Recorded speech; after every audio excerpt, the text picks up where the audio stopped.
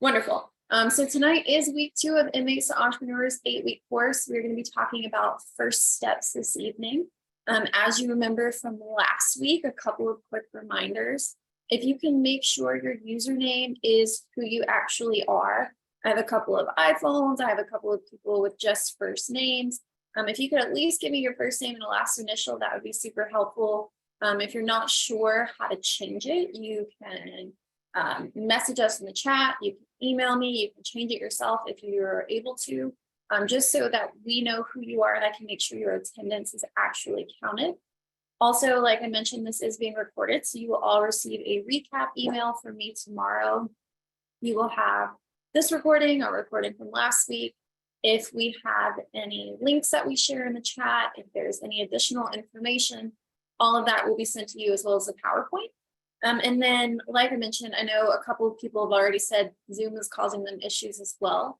The easiest way to try and troubleshoot that would be to just completely exit this meeting and then use the same link to log back in. Unfortunately, once class starts, there's not a lot we can do to troubleshoot. So you can exit the meeting, come back. I will be monitoring the waiting room. Our instructors will be monitoring the waiting room. We will let you in. Otherwise, we do have Josh and Marco back with us this evening. We also have a new to you instructor, but not new to Inmates to Entrepreneurs, and Nadav. So instructors, I'm going to make you all co-hosts right now. If you can come on, reintroduce yourselves, and then whenever you are ready for the PowerPoints, just let me know. Awesome. Hey, everybody, welcome back. We got a good week 2 for you. I think between Josh and Nadav, it should be an entertaining night for everybody. So this will be a good class. We'll be going over one, kind of like how to get your business idea, and then 2, kind of the first baby steps of how to start marketing and start getting your first customers. So, but good to be back with you all. Again, my name is Marco. I'm based in Phoenix. My background's been more on the tech side of things. I've started one successful-ish tech company, and then one not so much that kind of failed pretty quick. So a lot of lessons, good and bad, to share with you guys. But yeah, excited to be back. I'll pass it over to Nadav. I haven't seen Josh yet. So Nadav. I'm here. Well, Josh, you take it first. Oh, you're too kind, dude. It was great catching up just a few minutes ago. Hi, my name is Josh. I am co-founder of Breaking Free Industries. We're a screen printing shop here in Southern California, where it is hot and lovely. Yes, very hot. Not as hot as Marco hot, but pretty damn warm anyway. Welcome back to week 2. Thank you so much for coming back and making our this year afternoon of choice. Yeah, thanks so much. Nadav, tell me about who you are, and welcome to the club here. Thanks, Josh and Marco. It's a joy to be back with you, and Allie. So nice to see you and all the new friends here. This is going to be a lot of fun today. It's really my joy, my pleasure to spend time and talk about starting a business. So I have a track record of 15 years of entrepreneurship in businesses much smaller than Marco's and Josh's. I was in the coffee business for many years. We sold our last business, my wife and I, almost 2 years ago now, and it became the first workers' cooperative in the state of Iowa. So our employees bought our business. It was a big win for us. And at that point, I switched lanes, and I have been an educator. I've been teaching business and marketing at Texas A&M University in College Station, Texas. So I teach the same stuff we talk to you at I2E about, to huge classes of undergraduates, and they're spending about $100 an hour to hear me talk about this stuff. So as you guys think about what is the value of I2E, you're talking at least $100 an hour that we are donating to you guys with love and joy. And it's better than getting me alone, because you get Josh and Marco. So it's going to be a lot of fun. So that's a little bit of my background. And unless there are any other questions or comments, I think we're going to jump into elevator pitches, right? Are you guys ready for this? We are. No, we had a couple folks last week who did not get to share their pitch. We ran out of time a little bit. So I did write down some names: Ken, Grace, Neona. If you're on the call, if you guys still want to share, or if not, if anybody else wants to raise their hand, come off mute, let us know in the chat, and we'll call on a few folks.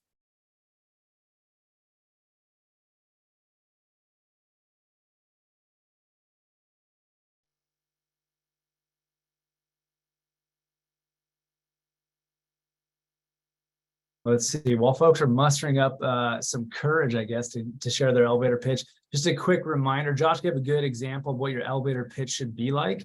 Imagine it's a 15, 20-second pitch, who you are, who your business is, what you do, where you serve, and how we can find you.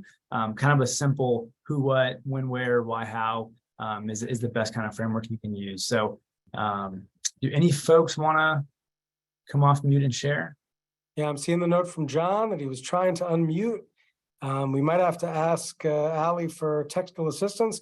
John, if you're hearing me and you want to jump on. John, I will make sure that he can unmute and where's my participants list?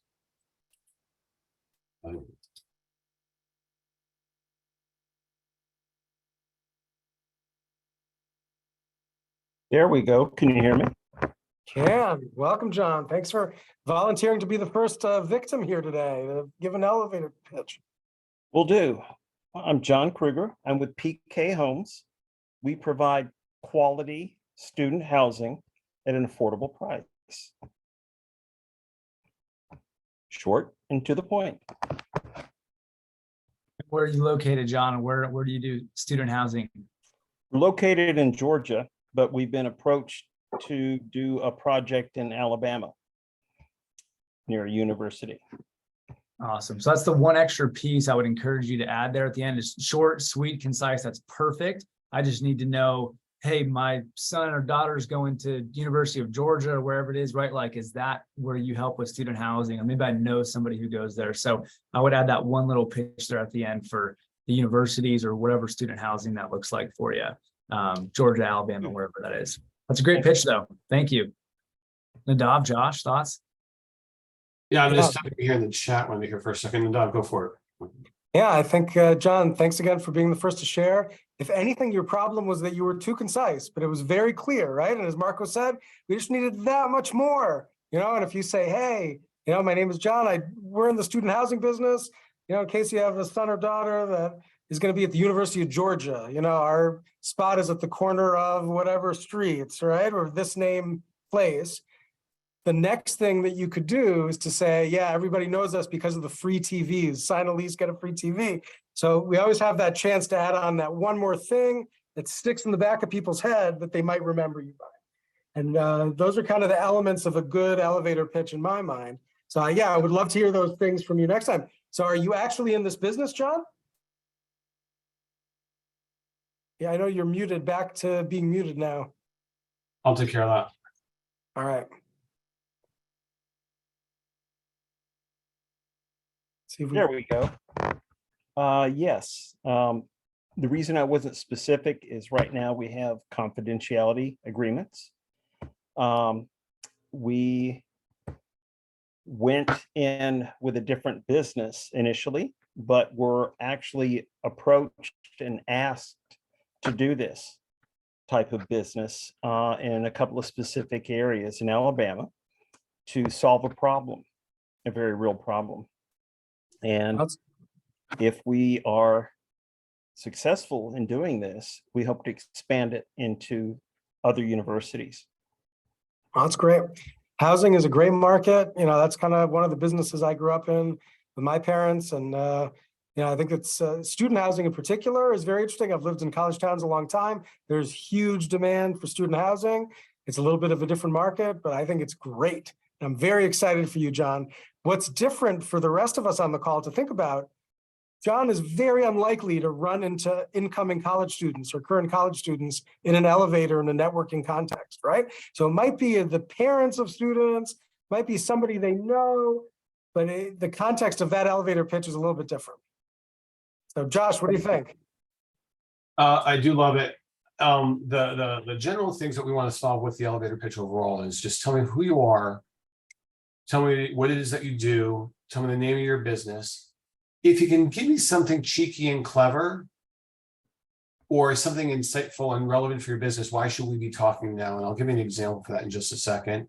What geographic area we service and where do we find you? So for example, if I were in the coffee space, it could be like, hey, my name is Josh and I work for this man, Nadav. I'm his chief barista. I work for Morning Bell Coffee and nowhere's in specific Iowa, somewhere near a university.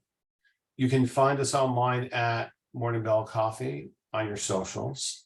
And this week is Mother's Day, and we've got the best coffee half price off for you.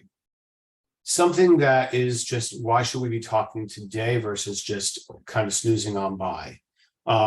Cleaning companies are always great for that sort of stuff. Like, yeah, we're going to take care of your stinky toilets. Hey, our number one business is your number two business. It's great for plumbers. Like, you can be really cheeky and clever where you kind of toe the line of not quite necessarily being risque or politically incorrect, but you can have some really fun, a lot of fun just talking about, hey, it's back to school time. Make sure you get your pencils and pens and gear. You know, we're having a special on. Whatever it is to kind of just break up the monotony so that you're not always saying the same thing week after every single time you talk to people. So, you know, something we could be saying for, hi, I'm Josh, I'm CEO of Breaking Free Industries. I am the shot caller over there. We are coming in towards the end of summertime. Fall will be here before you know it. Let's take a look at some long sleeve shirts for you and your organization. Fall sports are coming upon us. Let's take a look at that for your organization. School's coming back. Let's take a look at some swag for your PTA. You can find us at Breaking Free BFI.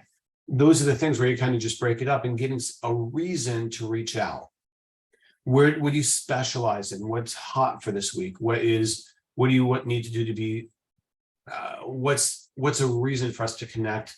Because if you think about that elevator pitch, the whole point of the elevator pitch isn't to sell you in that moment. It's to get another conversation. Hey, wow, this has been fun and enjoyable. Let's talk more. Hey, when can I see you again?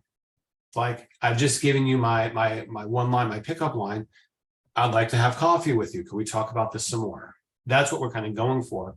And if you just are a little bit like, hey, I'm so-and-so, that clever line is that hook that says, why should we be talking today?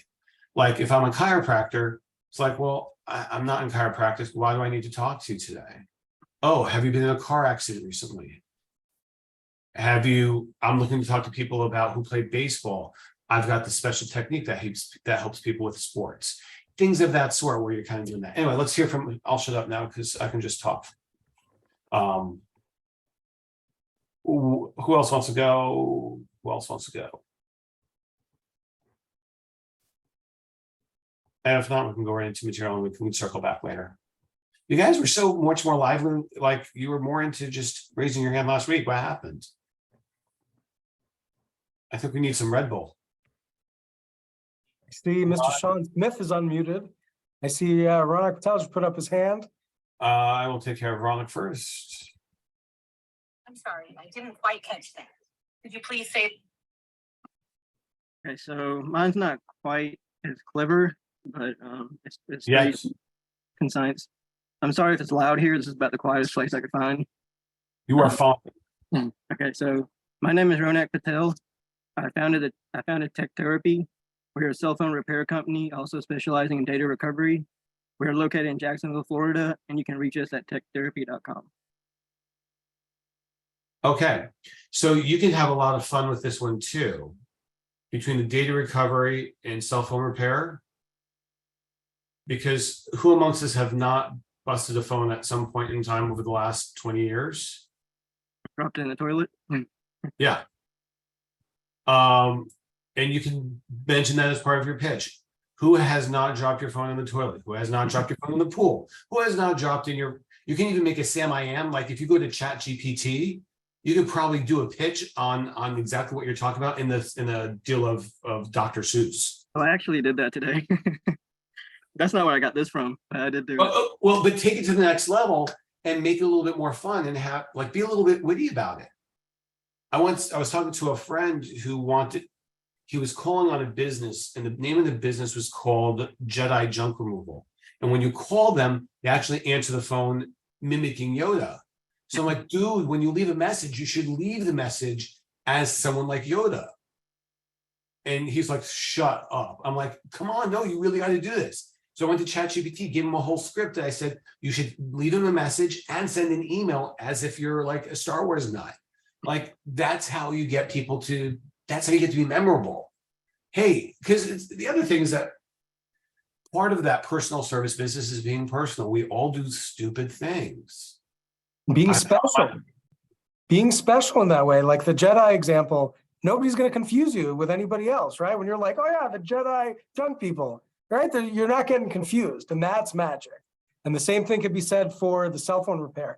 I think the cell phone repair is a great business. It's really something that you could start fairly small, like you barely even need a location for it, right? You could do mobile cell phone repair and people might love it that you meet them at work.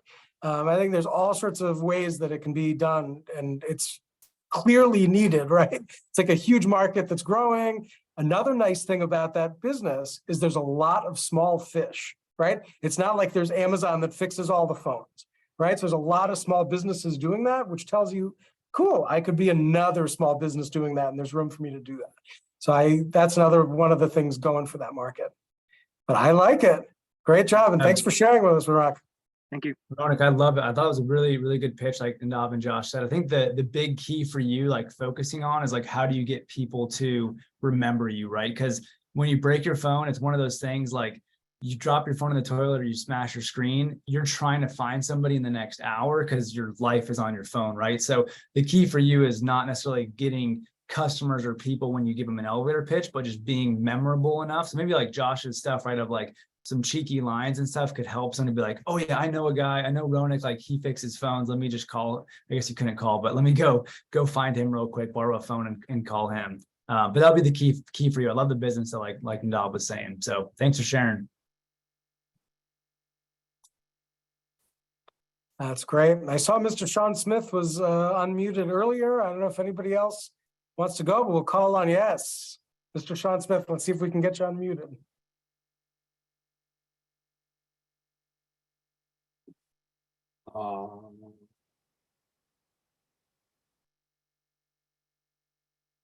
Yeah, yeah, I pretty much I couldn't hear you guys earlier. You know, I was having some technical difficulties with my my Bluetooth device, but I could hear you now on my computer. I wasn't trying to do that. I was trying to be respectful of my surroundings, but you know, I gotta just keep it low. Now, what was you saying now, sir? Are you ready to drop an elevator pitch for us? Man, honestly, I ain't even got an elevator pitch right now. My elevator going down right now. Yeah. I'm working these 12-hour shifts, man, but I'm listening in. I'm gonna get to it. All right, we'll challenge you for the next time. Yeah, for sure. Even if I'll be ready for it. Yeah, and I think that's good Promise you, I'll be homework for ready for everybody here. Even if you don't have a business idea, come up with one. Drop anything, write a few lines. Yeah, if we haven't gotten that homework already, we will soon. But it's a beautiful thing. All right, thanks for saying hey, Mr. Sean Smith. Yeah, We're glad all the you're time, here. man. Thank y'all for having me. All right, Thank who you for else is being gonna- here. Otherwise, I'd be just sitting here looking at my computer. Oh, you can't see me? Well, if you weren't here, I'd be just looking at my computer. Oh, gotcha. No doubt. And by the way, the elevator has stopped going down from this point forward. Yeah. You're on the one-way trip up, dude. All the time. Well done. Why don't we switch to start getting some slides here, and maybe Nadav, Mark, if you can kick it off. I'm going to go work with Austin here in the chat box here. All right. I'll be happy to start, Marco, if you want me to. Go for it. All right. So where do we come up with the business idea? So the first thing I'd say here, before you even dream about the business idea, remember that you're starting from not having a business before. Your goal with your first business idea is to make it as easy as possible, as smooth to open, and as cheap to fail in as possible. Meaning, try not to lose money. You want to fail small. You want to figure out how you can hustle and do this with as little cash as you can, because being an entrepreneur means opening several businesses. So keep that in mind when you think about a business idea. In the beginning, you really want to keep it small, as much as you can. Many businesses can be started small. So why do we do this? Why are we talking about it? What are you getting out of starting a business? Lifestyle, right? You want to match your lifestyle to what you dream it could be by opening a business. It's totally true. If you're always used to working for other people and you can imagine and taste that freedom, maybe you've worked for people that own their businesses and you say, wow, Jane, she's got it made. She can go home anytime she wants. She can go take lunch, right? We see these folks when we work for businesses. We see the owners. You can be that too. Money is the kind of ultimate motivator, as economists tell us, everything is driven by money. A lot of people say, yeah, that's the only reason you would do this, to start a business. So you can really change your financial situation, both for you and your family. It's personal wealth, often for people equals success, right? We feel better when we have a big bank account, but also that we can grow this asset. It's another really beautiful part of starting a business. It's like building a house with your effort only. So when you build a business and build a revenue stream, you've built something that's worth a bunch of money. So I think that these are kind of the common goals that are out there in terms of why you might want to start a business. There's different types of businesses. So there's service businesses where you're providing a service. This is a huge part of our economy and the fastest growing part of our economy in the US. So if you want to tap into the businesses that are kind of growing the fastest and sometimes are the easiest to get into, service businesses, something to think about. So this last mile delivery, cleaning, painting, all the trades, plumber, electrician, those are all in this category where you're generally selling your time. You're selling your effort to do something. Lawn care is also a good one. We've had on I2E and previous classes, many people talk about home health care for our elders, support for our elders. Those are amazing businesses too. So much demand for elderly help right now for our elders. So there's a lot of great service businesses. The other thing that's nice about service businesses is that often they're much cheaper to start, which is again key. Product businesses, right? You think you're competing against probably some bigger businesses, much deeper pockets, established businesses. So, whether you're going to sell a game, right? Food, cleaning wipes, like it was a big thing during COVID. When you're selling a product, you have some different limitations. You probably have to buy inventory, costs a bunch, and it's risky. Product sometimes can be part of a service business. And I think the next slide, Allie, if we jump to the next slide, I think the next slide is this combination business, right?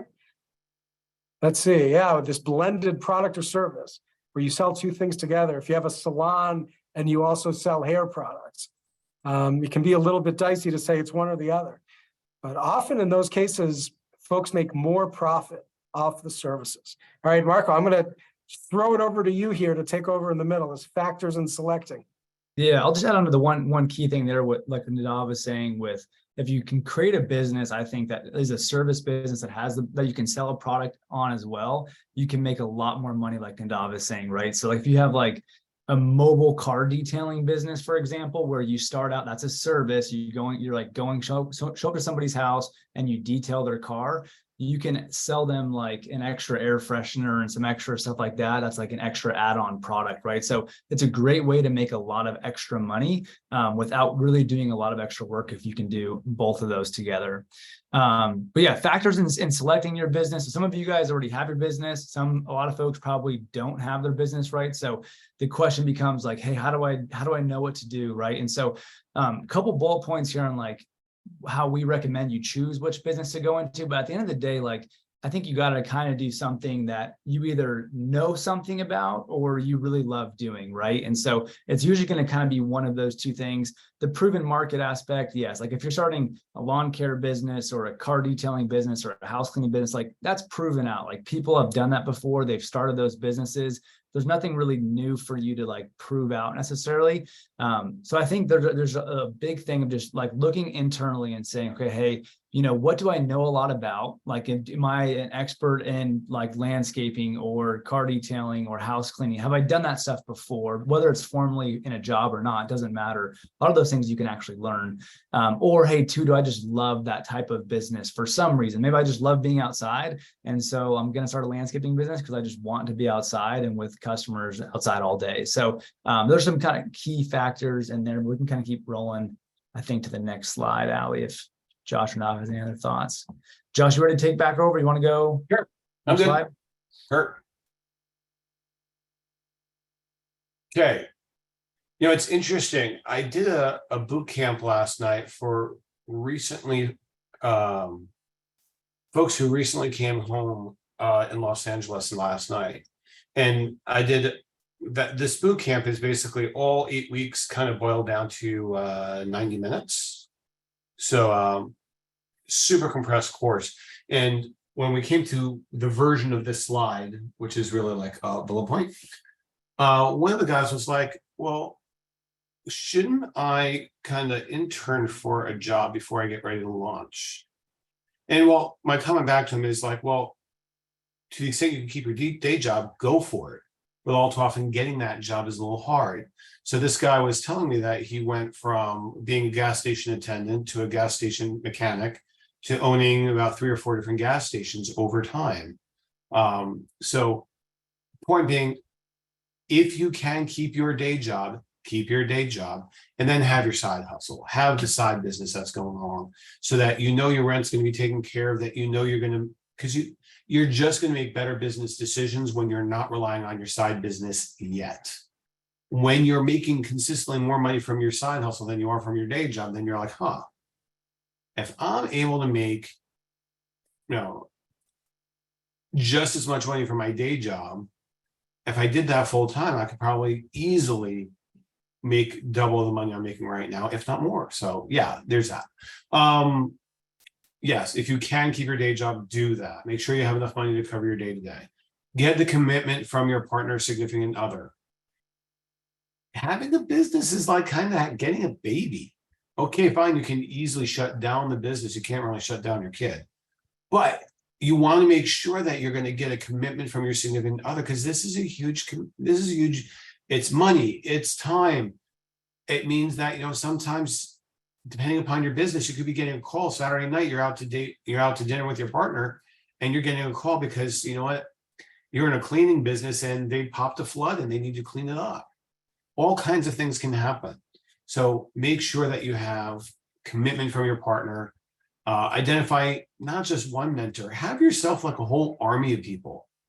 Someone who you could talk to about the nuances of your business, someone who can be your sounding board of, hey, these are the customers I want to pursue.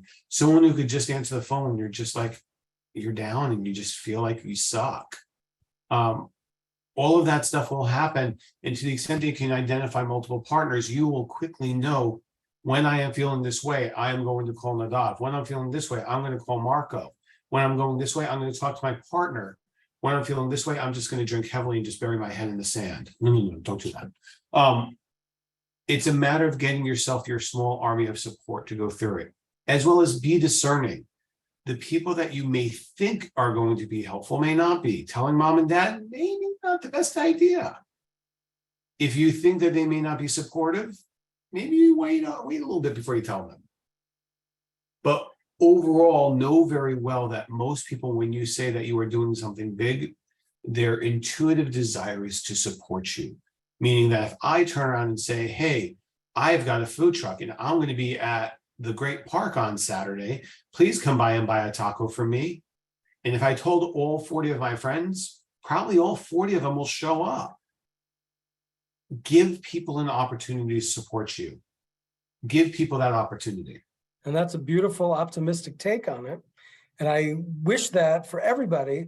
But on the flip side, we've heard the stories where if you stand up and say, hey, I'm opening this mobile detailing business, all of a sudden your brother or someone else in your family is like challenged by you, right? That they feel like you're stepping up and doing it, and inside them, it makes them feel like, right, you're trying to overtake them somehow. It can be very challenging. So sometimes you might get some unexpected feedback like that that's not positive.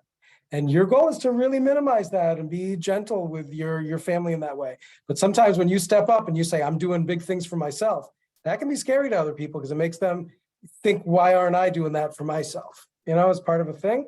One other comment, just kind of on this section, and having a business, starting a business is high risk, high reward, right? So whatever risk you're putting into it, you have potential for high reward. Anytime you work for anybody else, it's low risk, low reward, right? That's the basis of the economy. So as you think about what it is, why we talk about entrepreneurship, how most people in this country make a lot of money is because of entrepreneurship. And that's why it's so important that we want to talk to you about that, because this is how it's done, right? You got to do that high risk, high reward. And it's easier to do that when you have a day job. You can risk more nights and weekends and still have food and rent. And that's why we really push the idea that you should have it as a side hustle in the beginning. What do you think, Marco? I see you shaking your head. That's good. I mean, just a lot of what we talk about here is like, how do you de-risk it, right? So yes, starting a company is like high risk, high reward. But a lot of what we talk about too is just like, hey, how can you start? If you start your business with $100 and you lose it, so what, right? You can get another $100 by working like another day, right? And so that's like what we'll teach, I think, throughout this entire course is how to take the risk away. So if you do these small little baby steps that we'll talk about, like even today and then in the next few weeks, it's all about like, if you start doing this little thing for marketing, get one customer to say yes, you'll turn your $100 into $200, turn your 200 to $400, and then you can take the risk down. So it's harder to fail. You can fail fast, but it's harder to fail in that way. But that's a key thing. It's a big way to obviously grow your wealth. It's great, Marco. Fail fast, fail small, all of the above. You want to take the next slide, Marco? Yeah, we'll keep rolling here. Awesome. All right. The big question here, should I have a business partner? I think Nadav, Josh, and I have all kind of have maybe differing viewpoints on this. I've actually switched back and forth a couple of times on like only a year older than me. What was that, Josh? Sorry. Oh, you're good. I'm kind Sorry, of like, the choice of I forgot I turned off my camera, but I did not put myself on mute. So my bad. no, you're good. So business partners, right? Like, should you have one? Should you not? I would say like where I sit today is it really just depends on you and depends on your business, right? There's pros and cons, which we'll talk about here in a little bit. At the end of the day, though, it's about what's going to work better for you. Some people are like, hey, I don't like working with anybody. It's harder to make decisions. You kind of like to just take control of things yourself.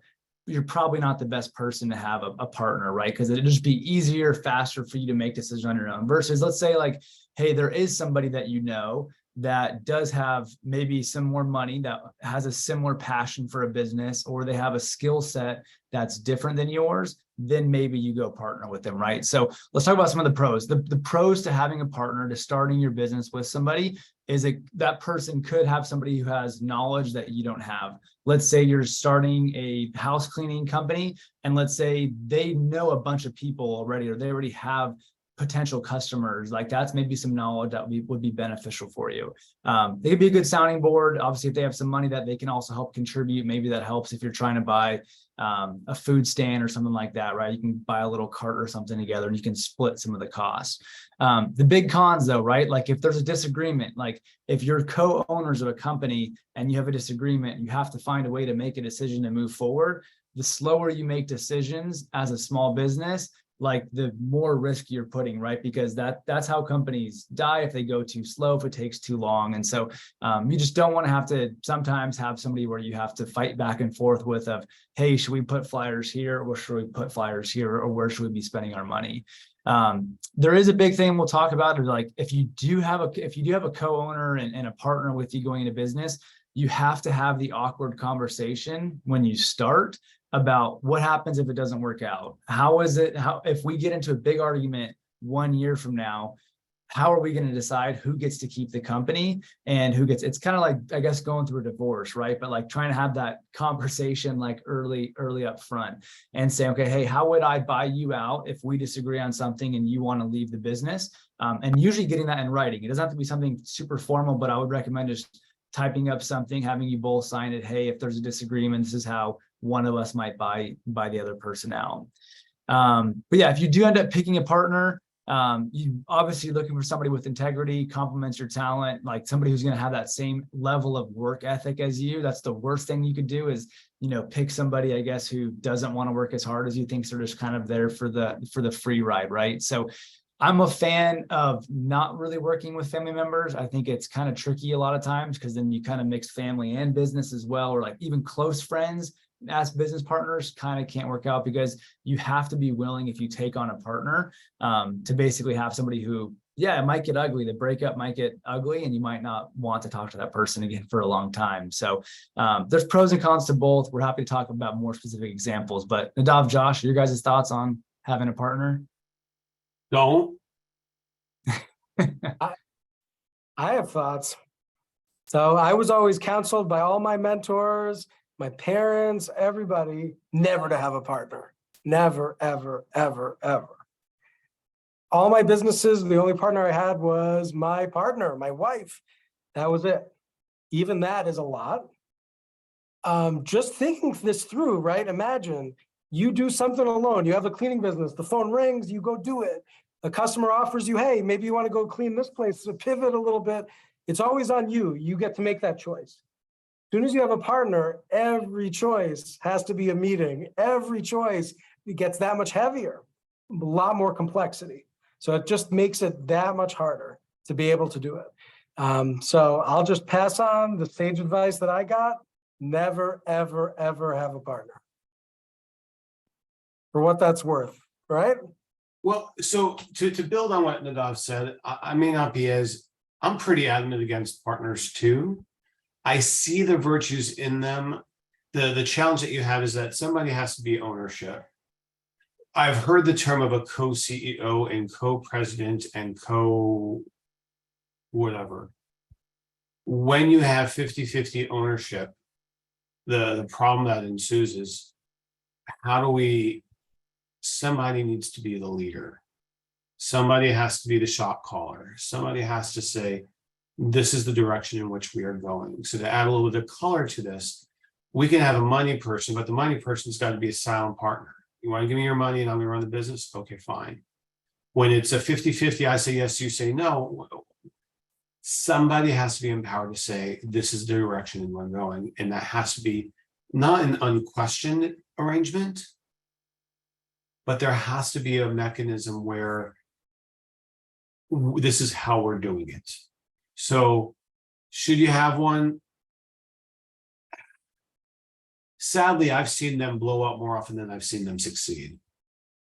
And then when they fail, it's a little bit of a cluster. It can get pretty foolhardy. So in general, I'm the first person to build strategic partnerships. So if I'm a restaurant, I might call up Nadav and say, would you power my coffee?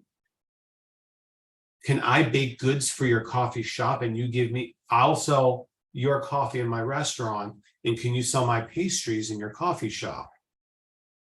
And we can cross promote one another and help one another grow and be business partners in the sense of let's go through life together.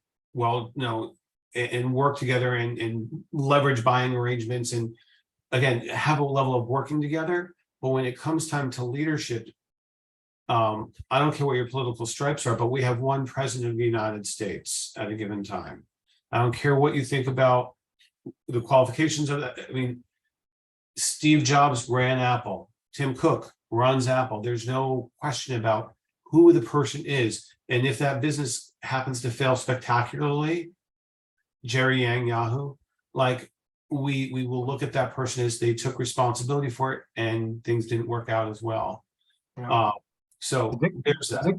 That's great. The dictatorship model is very effective. It's very easy for one person to have the last say. Is it always nice for everybody else? No, but it's nice for that person, right? But especially in a small way, it's good. And as Josh said, right, if you can structure that relationship in a different way, someone you think that could be a partner could be an employee. If they could be a vendor or a customer, right? I mean, it's just a more creative way to think about those stakeholders, those important people around your business that can impact it. Very cool. Marco, any other thoughts on this before we jump to the next one? That's good. Yeah, let's keep rolling. All right. Oh, permits and licenses. This is the fun stuff here. So, yeah, it is. So, guys, the big deal here, this is super dependent on, number one, the kind of business you're talking about. If you're going to just have a cleaning business, might be pretty easy. You might not need a lot of permits and licenses. If you have a food business, depending on where you are, it could be a list of permits and licenses this big, each one that costs you money. So, and then if you're in California versus Florida versus Iowa, huge differences. So this gets very local. The thing to know is you are responsible to know, right? So if you're in California and you start the business and you didn't get the right permits, that's on you. right? But no, you're not going to get a lot of a pass from the inspectors that you didn't know what you need to do.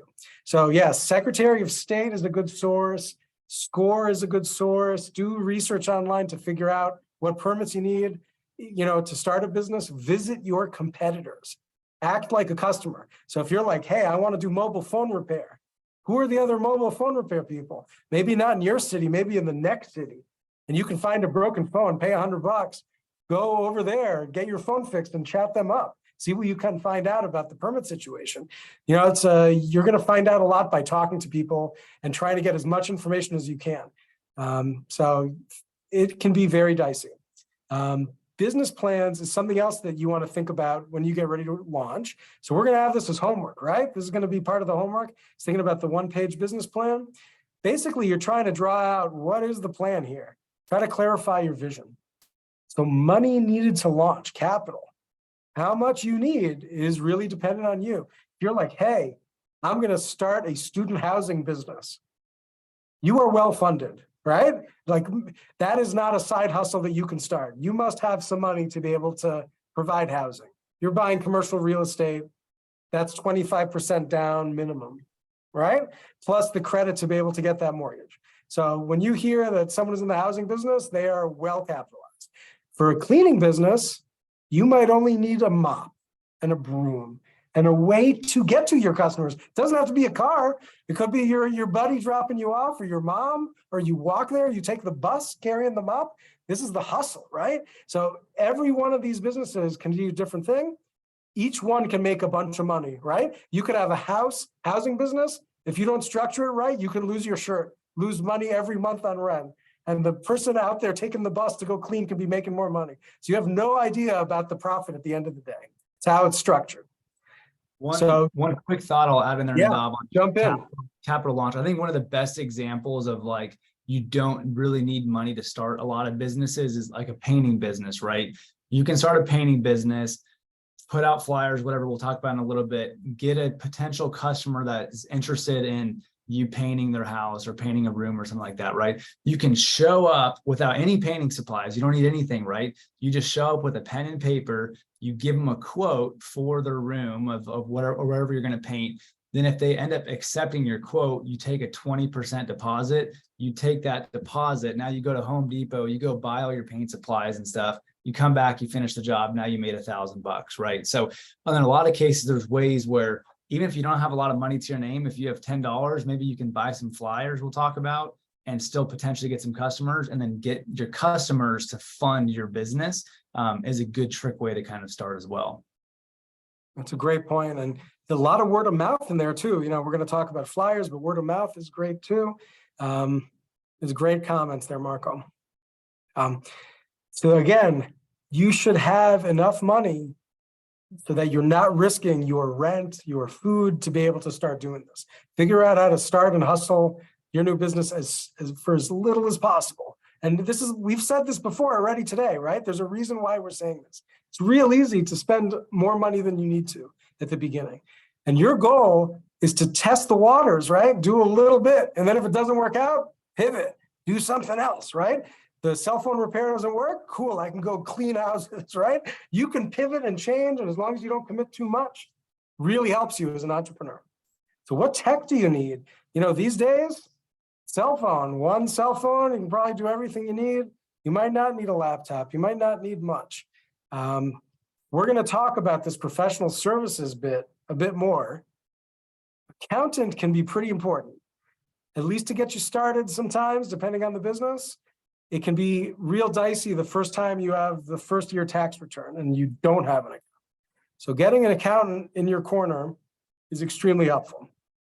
Local banker can be very helpful to help you get customers, hear about what's going on in town. They may or may not have the power to approve a loan for you in the future, but sometimes they do. And if they know you and know that you're trustworthy and they see you all the time, they might feel differently about you. But having those relationships with a local banker can be really cool. So have your checking account somewhere local for your business checking account. Lawyer, yes or no, it depends on the business. Lawyers are very good at taking people's money. That's their job. It's called billable hours. Some of you guys may have experienced this in some other ways, right? You guys know something about lawyers and have had experience. So if you can avoid working with lawyers, if there is a choice that avoids working with lawyers, that is the choice I take personally and have taken in the past. To work with lawyers as little as possible. Accountants can often steer you around. With that said, there's some businesses that you absolutely need to have lawyers involved to help you, to figure out the risks. And sometimes, like if you get sued, which could happen, because this is, again, high risk, high reward. If you get sued, you might need a lawyer, right? So that can be a thing. Insurance is going to be important too, having an insurance agent who confidently can sell you the right coverage. An asterisk here on insurance too, this is variable based on the assets that you have. So if you as an individual don't have much money, don't own a house or a car, you can probably take more risk than folks on this call that have a bunch of money and a bunch of assets and a bunch of houses, a bunch of cars. So always think about risk in terms of, what do I got to lose? Someone's going to sue me. I can go bankrupt, and there's something to that level of self-insurance thought. What do you want to add to that, Marco, Josh?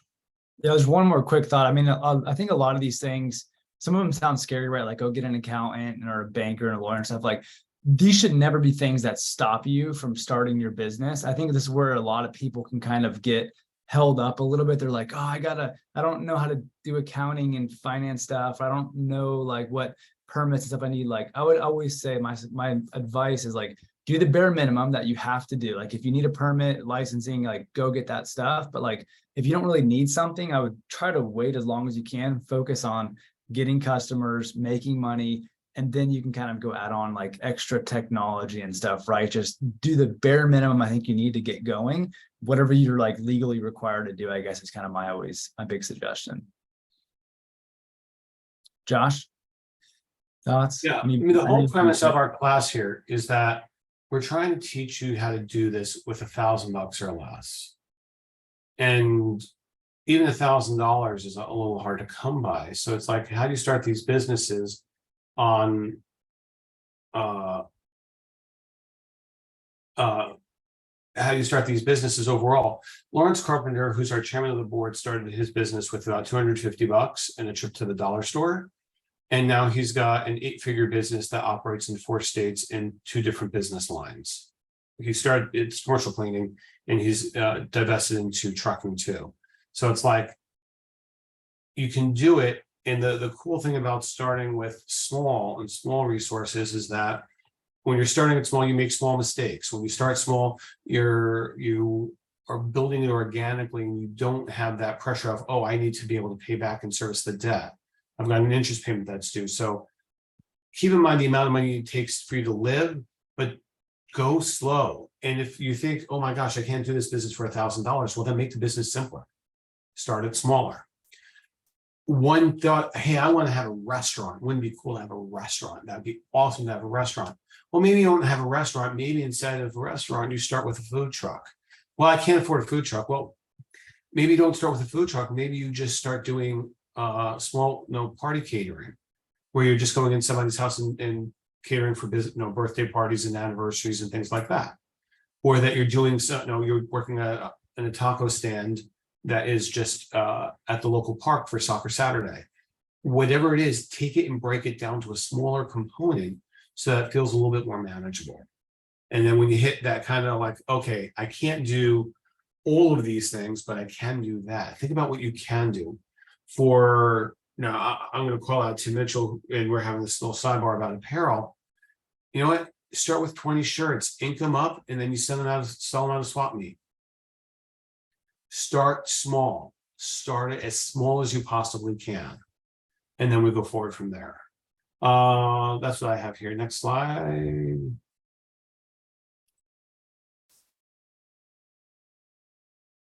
Okay, getting your first customers.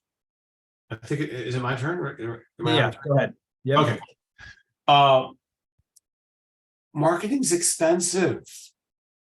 So I have a friend who started an apparel business, and to get somebody to pay Facebook, the price of her t-shirts were $38. And at $38, you think, wow, $38 for a t-shirt, what the hell?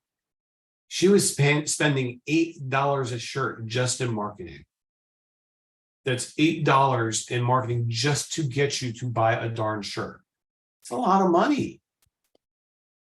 So it can be very expensive. And if you don't have the financial capacity to do that, you're going to have to come up with an alternate way about talking about your business, because paying for it may not always work. So I'll give you an example. We have a landscaper. A landscaper goes out to a street. Landscaper finds the crappiest damn house. No offense if you've got an overgrown lawn, that's not where I'm going here. Landscaper that finds the most overgrown, just messed up house. Knocks on the door, says, Mr. and Mrs. So-and-so, I will gladly mow your yard for free with one caveat. Can I leave you some business cards? And when people ask about your yard, would you kindly tell them I'm the one who did it? I would also welcome you to call me back in 2 weeks and let's keep it going. And then while he's there, he has put business cards in each of the neighbors' houses saying, check out what we did for your neighbor right here. Knowing darn well that that was an eyesore for all of the neighbors. Now, maybe it took this person 2 hours of work, but do you think he's going to get the business of the homeowner that he just serviced? Probably. I would even say he'll probably get 2 or 3 of the neighbors that are looking at it and saying, wow, that was pretty cool. So think creatively about ways that you can get business. Hey, Nadav, what were some of the creative ways that you got students into your coffee shop? So it wasn't just students, but we really focused on, the folks in town in our little Main Street. But I think I will answer that question, but just to back it up, the whole theme of the slide is how do we get our first customers, right? We can get the ball rolling, but this focused on, we got to get a few customers first. How do we get these first people coming in the door to give us money? And Josh's example was awesome, right? We give away some services. You can give away some coffee. You can give away, right? Like you can do a few cell phone repairs for your friends and then have them post reviews about it to get that word of mouth going in that channel, right? And then there's all these ways that, we kind of start to get the ball rolling and it can cost you something. And as Josh said, that marketing is really expensive. When I had my coffee shop, to answer Josh's question, we spent zero on marketing ever. No money spent on any of these kind of traditional advertising venues, but we did buy signs. I really worked on my customer service with my employees so that everybody who came in the door got so much love, right? They couldn't wait to come back. They couldn't wait until they wanted coffee the next day to come and see my smiling, happy people who remembered them and complimented their shirt, right? All that was free. We also had beautiful art, always different art, local art coming and going out of the shop.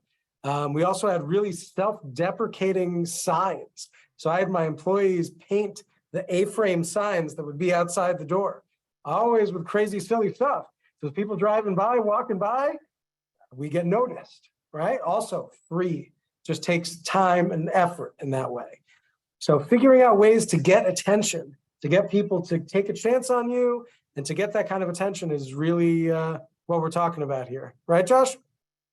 Absolutely. Mark, oh, sorry, go ahead. No, I just want to make sure, the strategies differ. Like you have Facebook, Twitter, LinkedIn, Instagram, Nextdoor, Craigslist, Snapchat, TikTok.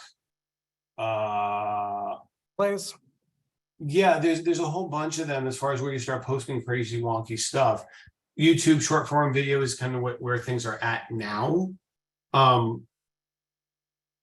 Ultimately, start small and let other people start telling your story for you. If you were Coca-Cola and you had millions of dollars for advertising, cool. You don't. Where you want to be is make the story your own and give an impassioned story. People will eventually get to start to know you. Blog, post, tweet, Facebook, or is it now X? Whatever it is that you do, find where your people live. So if I'm Nadav, he doesn't need to do anything in California because his coffee shop was in Iowa. Have that homegrown kind of feel. And yeah, I think he was spot on. By you do wonky stuff, people notice it. Stand out. Yeah. Be the one with the tie-dyed purple van, right? Whatever. Paint the van in crazy colors. right? People are going to remember you. That's what we're talking about. Branding is someone remembering you. However you can get someone to remember you for free, you're winning. Just to address something in the chat window that I do want to call out. Pricing is always a concern. And what I mean by that, our inclination is to give our stuff either away free or at a discount. Either A, because we want to gain market share, or B, because we just want to be able to kind of start entering that mindset of like, let's get things going. There is great peril in doing this. One is you start attracting people who don't want to pay you. Doing work for free is not necessarily a business per se, that's volunteering, which is cool. I am volunteering today. Nadav is volunteering today. Marco is volunteering today. We need volunteers to kind of make this world a bit bigger community. I get that. But when it comes to building a business, ultimately, I can't pay my bills with what Inmates to Entrepreneurs pays me. I can't pay for college with what Inmates to Entrepreneurs pays me. So the challenge that we have here is, how do we make sure that our business is self-sustaining so that we are creating a way for us to live? Because the whole premise here is that we're coming from home. We not only are coming home, we may not have a job. You are trying to make yourself economically viable, and no one wants to give you a job. So we're telling you, hey, you know what? Scrounge over a few dollars together, and with $250 in a trip to the dollar store, you can be in the residential cleaning business, and you're in business for yourself. With maybe $100 in the trips to Staples, get some flyers, hang some flyers on the wall. Now you can get some things, and you can be in the home painting business. It's more a matter of how do we do this organically so we can start growing up? Because yeah, people that are well-funded can drop $20,000 on marketing and not think twice about it. We can't do that, unfortunately.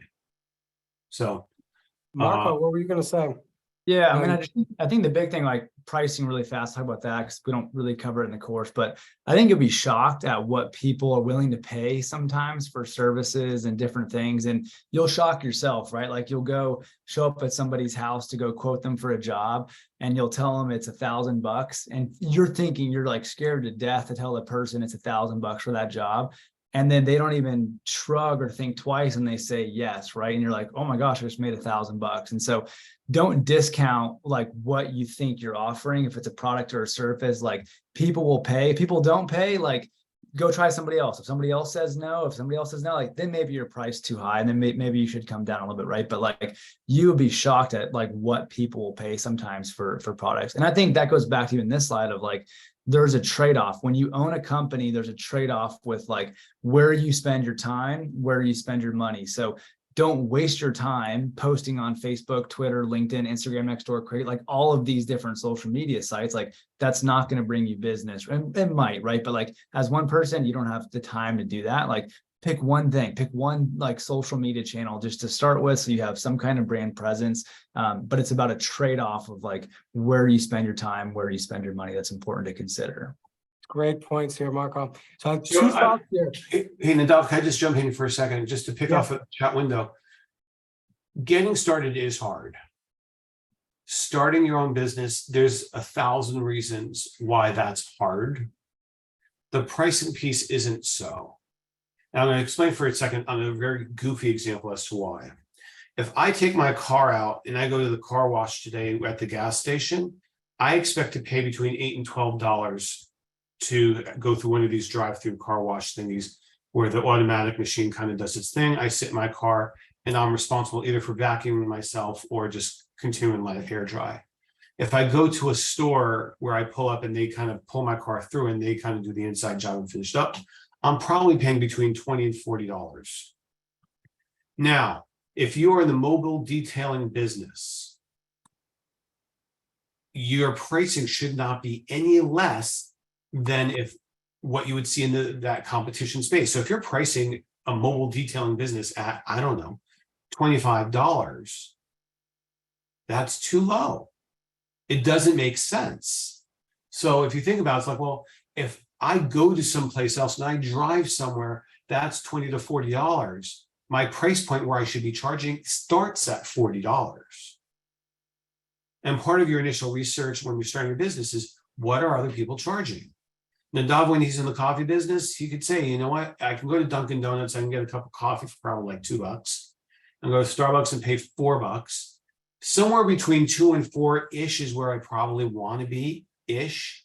I could choose to go $4.50, but I'm certainly not going to go anywhere near $2 because that's Dunkin' Donuts stuff. Now, anyone on the East Coast might be sitting there saying, how dare you defile the Dunkin' Donuts brand?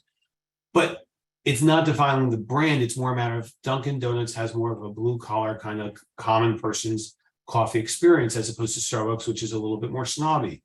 And then you have Nadav's, which is like a little bit snobbier still. Not that snobby is the right word, but definitely has an air of, we are coffee specialists and coffee elitists. We are coffee for the coffee drinker. I tried to buy coffee from Nadav once and he told me to go F myself.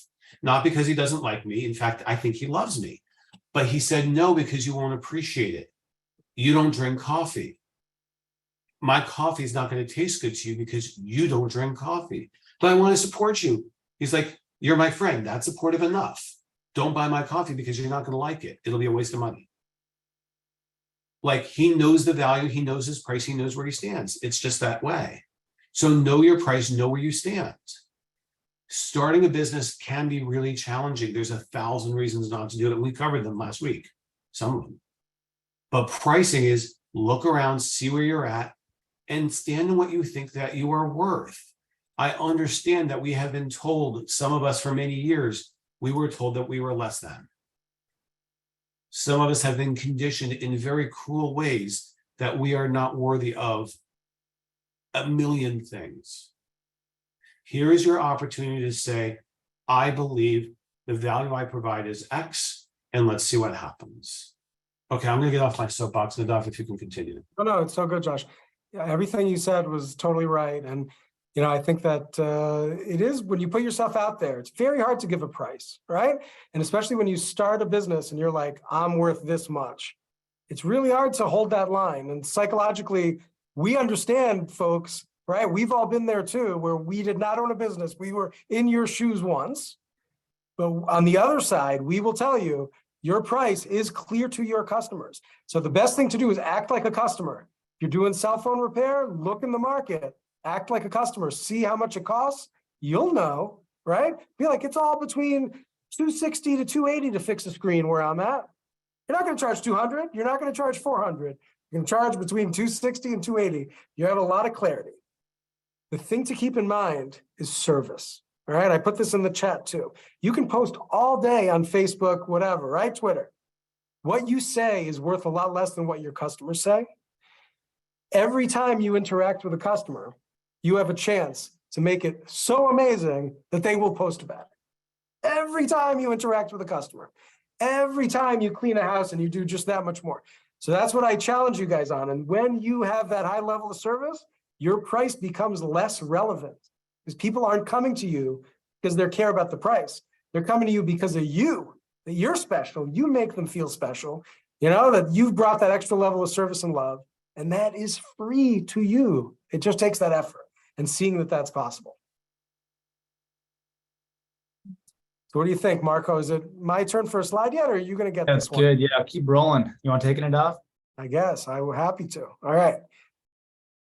So how do you find these people, right? We had that list. You could spend a lot of time posting. I think for a lot of businesses, Facebook Marketplace is appropriate.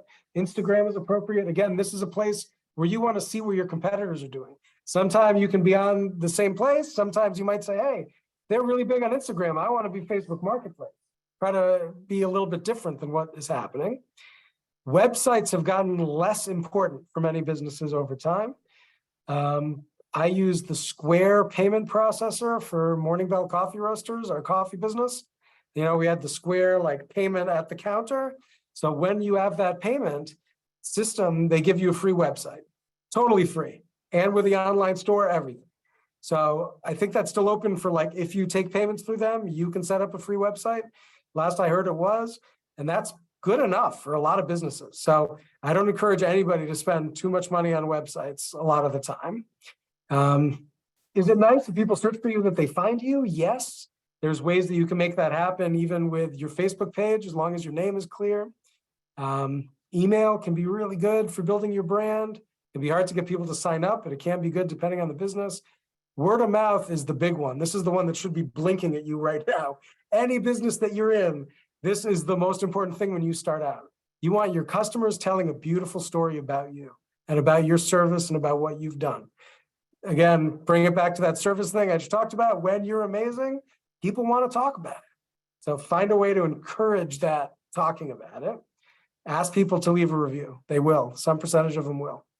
Media can be awesome, especially if you don't pay for it. This is called PR. If you can get the local TV station to do a story about you, local magazine to do a story about you, the local NPR station, whatever you can get to get some free publicity that way, that is advertising you can't even buy.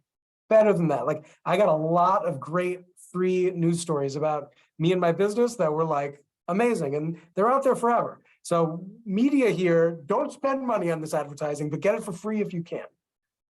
Strategic alliances can be amazing. Josh hinted at this a little bit earlier. They're like, if we work together, right? I'll sell your baked goods, you sell my coffee. It could go great. There's all sorts of businesses that you'll see working together that way. It can be pretty tight, almost as good as a partnership sometimes. Business cards, it's crazy. Some of my students here, I have a lot of rural Texas college students that I teach.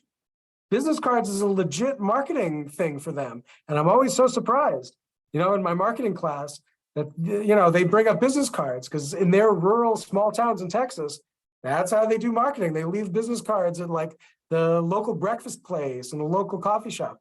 So maybe it's better than I thought, but for me, I always discount this as almost not worth it. It's nice to be able to pass them around, but it's probably not going to be your best marketing source. Experiential marketing is pretty amazing. Basically giving customers an experience. This is the in-person experience, right? Farmers markets are great for this. You can get people to experience your service, experience your product. This is why you see free samples at your supermarket, Costco. Brands spend a bunch of money to go out there. It's like $100 an hour on average for them to be at a grocery store, to give you a taste of a salsa or whatever it is they're letting you taste. That kind of marketing is really good if you can get it to happen for free or for cheap. Brochures, flyers, door hangers, absolutely. If you're cutting grass, if you're painting houses, if you're cleaning houses, those are the kind of businesses you get booked fast. Once that gets going, you can be booked up before you know it. And that's ultra local. And it's, those types of marketing materials can be very good in that way. And I put business signs in there too, right? Like what Josh talked about. If you go mow that lawn in the neighborhood that looks terrible for free, I would ask them also to put up this sign, right? This lawn, we volunteered to mow this lawn for this family, out of love for the neighborhood, with then your logo there. That's amazing. People drive by that and they'll remember you. Grand opening can be awesome. The Chamber of Commerce in a lot of places will do a grand opening for your business for free, invite a bunch of people over, do the ribbon cutting, bring the ribbon, get it in the newspaper. They want you as a member. They want you involved. And that also leads to more networking. If you're in a business where your goal is to sell to other business people, that kind of business to business networking can be really important. If you want to try to get some leads from the bank manager, right? From the accountant, from the other people in town that sell insurance, that can be really good. For some other businesses, maybe not so good. In the coffee business, networking, not that helpful. It was nice to know the people in my community, but I didn't need to network with them to get my customers. If you're in the student housing business, you don't have to network with the Chamber of Commerce to find your customers. Customers are students. They're not at the Chamber of Commerce. So you got to think about the focus of where am I finding my people? It's not always necessarily what you might assume is good for your business. Sponsorships can be really good, and other times can be a big waste of money. So you have to be able to measure the return, meaning measure what you get back. If you spend some money sponsoring a T-ball team and no new customers come in saying, you spend money on my son's T-ball team, so I'm your customer for life. And you got to ask, is it worth it? You might want to do it otherwise anyway, but it might not be worth it. T-shirt promotional items are the best, and you should only buy them from Josh. My name is Josh Noah, and I humbly approve of this message. What do you think about promotional items? You gotta top that one off. I have a love-hate relationship. Yes, there's an element of professionalism that when people are showing up in uniform, that there's a level of these people have their stuff together. That's more uniform driven than promotional items. There are certain industries that you have to stay in front of people forever. Real estate agents are known for their pens and their notepads. Why? Because you only buy a house once every 7 years. So in order to be like, the person who's going to get the call is the person who gave them the most recent notepad. So you're constantly giving that stuff away. Promotional items are a way to get in front of people and be memorable and promote your brand. So sometimes having a t-shirt with your branding on it, that if it's a cool shirt, I'll give you a slightly different example. And this is not self-serving. Get your apparel from somewhere else. I don't care. But from an apparel perspective, the average person wears 8 t-shirts before they wears their t-shirt 8 times before they throw it away. During the average day, I will see 16 people. So that means 8 times 16. So what is that? Figure around 144 people will see that shirt during the life of its wear. If I've got a well-designed promotional shirt that I'm giving away, how much money would I spend on Google to have 144 eyes on my brand? So that's kind of where I kind of go with promotional, that it's all about building brand awareness. And if you put some time and effort into that branding t-shirt, that'd be awesome.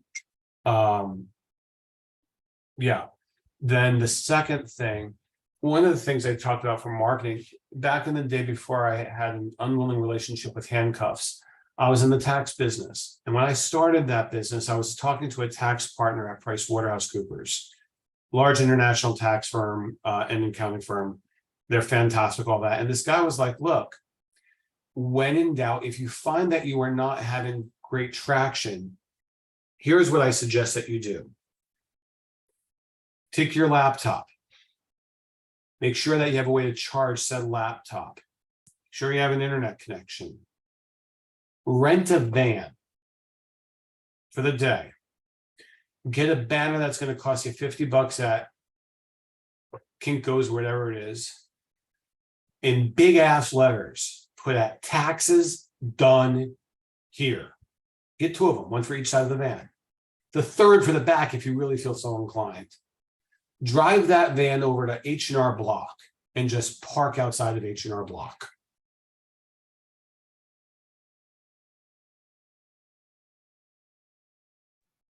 Love that example, Josh. That's a good one.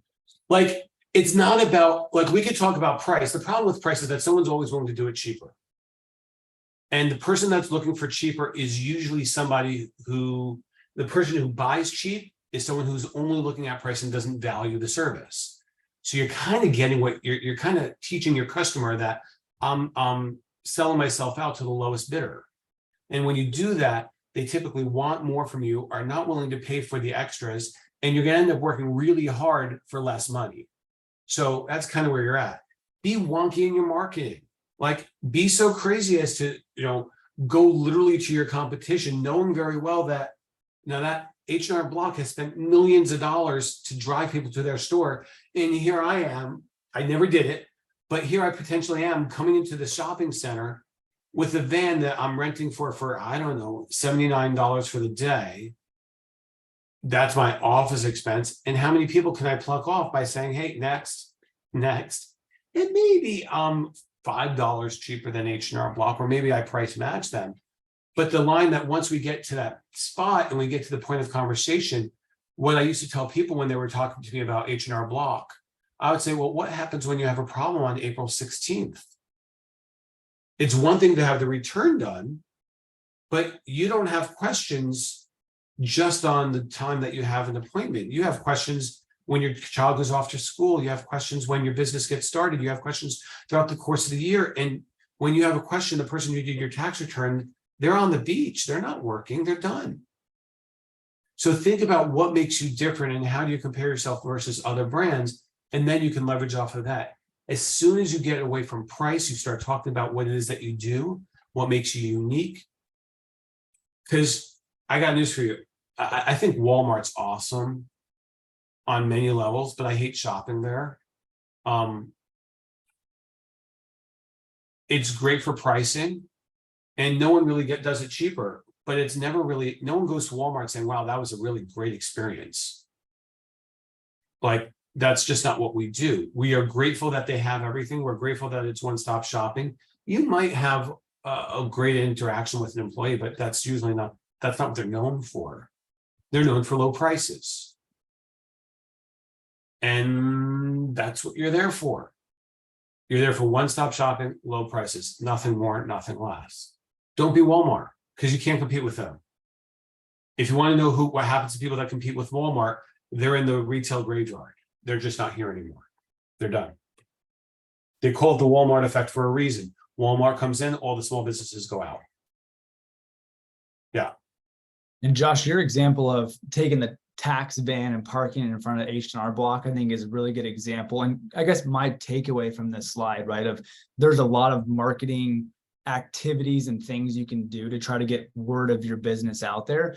But the best way, you don't need to do all these things, right? So look at this slide, you're not doing all 20 of these things on here, but it's figuring out where your customers are or where they're going or where they're going to be, that you can meet them there, especially when they have that need for your product or service. And Nadav gave a bunch of great examples of what that I think looks like. But the takeaway from this slide is you don't need to do all of these. You just need to pick like 1, 2, 3 of them. That's going to be great for meeting your customers where they're going to be when they need your product or service. So for time wise, let's keep moving on to the next slide that actually transitions into the next kind of worksheet, I guess we kind of have here. So this is marketing basics worksheet. I think Ali will send a link out to it as well. What we kind of call this is trying to figure out like what your ideal customer is, your ideal customer profile, also known as ICP. But basically like a great example to do is if when you're starting your business is trying to figure out like who your customer actually is, like where you're going to find them, what it is that you're actually going to be giving them, why they should be buying your product, and like how can they actually get your product. So this kind of goes back to, it's an element of kind of the elevator pitch, if you will, but going through this worksheet will kind of help you just figure out like how you're going to get a hold of your customers. And it will help you kind of start to think through these questions of, hey, where is that person going? Or when is that person thinking about needing student housing or needing cleaning for their restaurant or needing cleaning for their house, or when they need to paint their house, right? So this is a good exercise to kind of do that, thinking of just who, what, when, where, why, and how is an important thing to kind of go through. Nadav, Josh, thoughts on this slide? We'll keep moving for time. Yeah, keep moving. So I'll go through this one real quick, then I guess. So one of the things when Nadav talked about this term of return or the term of like ROI, what's the return on your investment of you spending money on marketing? So this is an example. Don't get too overwhelmed by the numbers. I'll try to walk through them pretty quickly, but the goal here is like, if you're going to go spend money to buy flyers, to buy business cards, to buy promotional t-shirts that you're going to wear, whatever it is, if you're going to spend money on marketing to try to get new customers, you need to be able to figure out like, is this working and is this making me money? So this is a good way to do it. It's called a break-even analysis. A break-even analysis is basically telling you like, hey, what does it take for us to break even? If I spend $100 on flyers, like how many customers do I need to get in order to actually like break even of spending $100 in flyers? So here's an example here. Let's say that cost of the advertisement. So I'm gonna go down row by row, right? The cost of the advertisement is $100. Let's say you go to Staples, you buy $100 in flyers. You're gonna put those up all over. Let's take John's example, right, of student housing. Let's say you're gonna put $100 in flyers around campus, right? And so you post those all around. Maybe that's not a good example because the average sale price wouldn't be $50, but let's say you put flyers up for $100. You're going to sell something for $50. Let's say I think it was Austin's granola or something, right? Let's say you sell a bunch of granola for $50 each whenever you sell a big, massive package of granola. What it costs you, the cost of the sale, what it costs Austin to make his big package of granola is $40. So that's his cost of goods, what it costs him to actually make his granola. So that money's already kind of gone. His profit per sale. So when he sells granola for $50, it already cost him $40 for all of the ingredients. So his profit per sale is $10. So that means to break even, if he's going to spend $100 on flyers, and he's making $10 per sale, he has to have 10 sales in order to break even. It's a little bit confusing, but the best way to think of it is just saying, okay, hey, if I spend money on marketing, how much money am I making per sale whenever I do something? And then how many sales do I need in order to actually make that marketing money back? Another example, the second example below, is trying to figure out, okay, hey, let's say you do make 25 sales, like how much money did you make? What's your actual return on like spending the $100 in flyers? If you have 25 sales, you made $10 profit per sale. And you subtract, that's $250. If you subtract the $100 in flyers, you're basically making $150. So all in, like if you said, okay, hey, this is what we did. We spent $100 in flyers. We had 25 sales. You basically, after the cost of making your granola, after the cost of the flyers, you profited $150. So maybe a little bit confusing. You want to get thumbs up, thumbs down on if that makes sense. And Dob, you want to share any? Yeah, I think you did a great job breaking it down, Marco. And a couple things to keep in mind, this should only be with new business, right? This doesn't count any business that you have coming in the door. This has to be quantifiable for new business you get because you spent that money. Number two, imagine what this is if it's zero. If you can figure out a way to get a customer for $0, all this money you spent on marketing is profit out of your pocket. Good business people work on not getting their profit out of their pocket. They're trying to keep their profit in their pocket. So that's the reason why you want to avoid spending money on marketing. It's real easy to get carried away and spend a bunch of money. You know, with or without the return, these marketing companies are very good at taking money from business people. Just remember that it's a choice. If you can figure out a way to get customers without spending money, it's going to be much better for your business.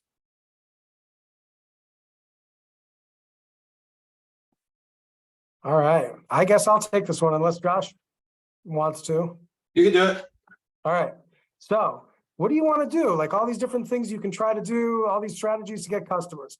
So you want to do it for a little while, test each one, dip your toe in the water, see if you get any kind of action, right? So you want to minimize the expense and then measure what the return is on that. And if it looks like a winner, maybe keep doing it. If it's working out well, you know, you can refine it and repeat it. There's this idea of A/B testing. Try one message and then maybe one a little bit different, see which one is better. And that's kind of that refining idea. So, you know, it can be good to do a bunch of strategies, but you need to figure out where new customers are coming in, right? If everybody's seeing your business cards and you're like, business cards are going great. Everybody's finding me because of my business cards, but it was really because of the news story about you on TV. That's where all the customers are coming from. Do you think it's the business cards? You know, don't be that guy. Figure out where those leads are coming from. And how do you do it? You got to ask your customers. You got to be in touch with them and say, hey, how'd you find out about me? You know, I got this random call from you. How did you know? You know, you're not a friend of Cheryl's. Cheryl tells everybody to come and find me, but you know, nobody knows who you are. So they'll tell you and keep it personal in that way. And then you'll know where these are coming. Having 10 strategies, each giving you 10%, that is highly ideal. Beautiful. You can get all those different things happening and people find you different ways. That is a beautiful thing. In my experience, often not the case. Usually it's a smaller number of ways that people find us. Big one these days being Google Maps, right? If you are on the map, people search for a thing, they find you. It's such a big one these days. But it'd be nice to diversify and have those coming in different ways. What do you guys think?